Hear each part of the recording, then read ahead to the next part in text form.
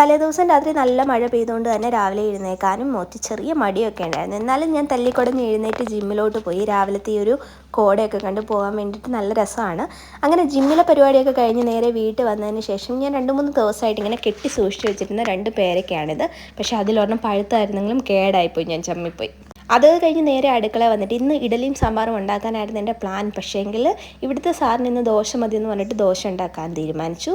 സാമ്പാറും തോരനും സൈഡിൽ കൂടെ ഞാൻ റെഡി ആക്കിയിട്ടുണ്ടായിരുന്നു. അങ്ങനെ ദോശയൊക്കെ ഉണ്ടാക്കിയിട്ട് കൊടുക്കേണ്ടവർക്കൊക്കെ കൊടുത്ത് അവരെയൊക്കെ പറഞ്ഞ് വിട്ടതിന് ശേഷം ഇന്നത്തെ ഏറ്റവും വലിയ എൻ്റെ ഒരു പണിയാണ് ഈ ഒരു അടുപ്പിൻ്റെ വശം വൃത്തിയാക്കുക എന്നുള്ളത്. ഇത് ഞാനങ്ങനെ വല്ലപ്പോഴും മാത്രമേ ചെയ്യത്തുള്ളൂ. എനിക്കൊരു മൂടുണ്ടെങ്കിൽ വേണ്ടി മാത്രം. പഴയൊരു അടുപ്പായതുകൊണ്ട് തന്നെ ഇത് വൃത്തിയാക്കാൻ കുറച്ച് കഷ്ടപ്പാടാണ്. എന്നാലും എന്നെക്കൊണ്ട് പറ്റുന്ന രീതിയിലൊക്കെ ഞാനിതിങ്ങനെ വൃത്തിയാക്കിയിട്ടുണ്ട്.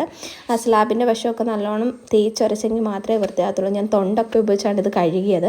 ഉച്ചയ്ക്ക് ചോറും സാമ്പാറും തോരനും പപ്പടവും മീൻ വറുത്തയൊക്കെ കൂട്ടി ചോറ് കഴിച്ചു. ഇന്ന് ആമിയുടെ ബർത്ത്ഡേ ആണ്. അപ്പോൾ മാമൻ കൊണ്ട് കൊടുത്ത ഗിഫ്റ്റാണ് അവളിങ്ങനെ തല്ലിപ്പൊടിച്ച് നോക്കുന്നത്. ചെറിയൊരു ബർത്ത്ഡേ സെലിബ്രേഷനും കൂടെ നടത്തിയിട്ടുണ്ടായിരുന്നു. ജസ്റ്റ് ഒന്ന് കേക്ക് കട്ട് ചെയ്യുക മാത്രമാണ് ചെയ്തിട്ടുണ്ടായിരുന്നത്. ഇവയ്ക്കിങ്ങനെ കേക്കൊക്കെ കട്ട് ചെയ്യാൻ ഭയങ്കര ഇഷ്ടമാണ്. കേക്ക് കഴിക്കാൻ വലിയ താല്പര്യമൊന്നുമില്ല. പക്ഷേങ്കിൽ അതിൻ്റെ മണ്ടയ്ക്കത്തെ ടോപ്പിങ്സും കാര്യങ്ങളും ഒക്കെ എടുത്തിങ്ങനെ മറിച്ചിടാൻ വേണ്ടിയിട്ട് ഭയങ്കര താല്പര്യമാണ്. അങ്ങനെ കേക്കൊക്കെ കട്ട് ചെയ്തു. ഇന്നത്തെ ഈ ഒരു വീഡിയോ ഇത്രയേ ഉള്ളൂ. വീഡിയോ ഇഷ്ടപ്പെടുകയാണെങ്കിൽ ലൈക്ക്, ഷെയർ, സബ്സ്ക്രൈബ്.